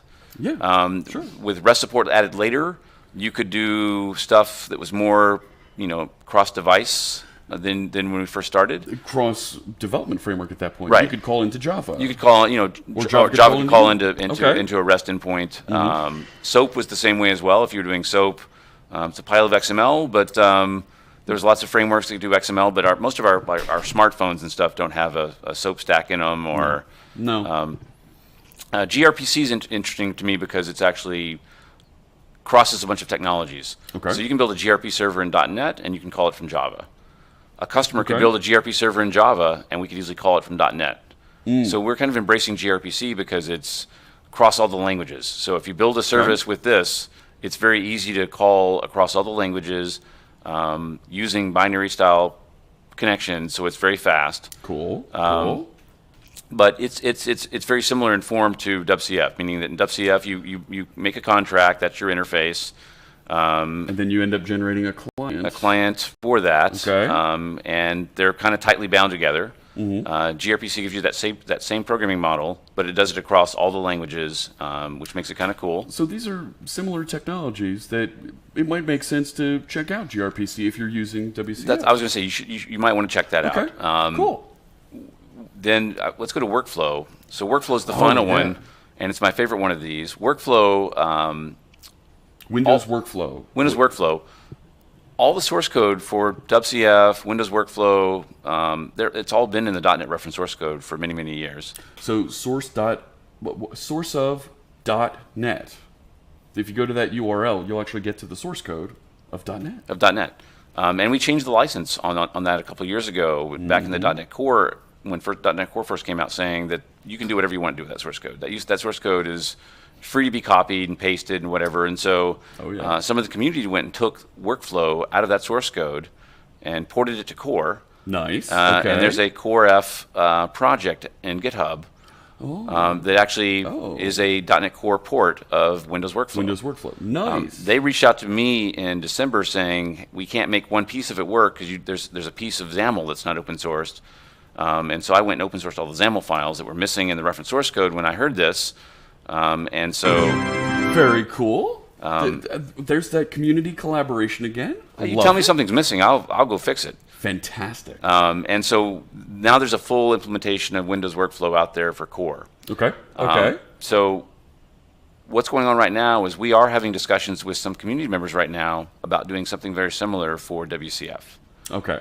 In fact, I'm going to leave here in a second to go actually meet some of those people that are on the build showroom floor. Nice. And we're having a discussion. If we can find some community leaders that want to steward an open version of WCF out there in GitHub, we'll contribute to it and we'll help.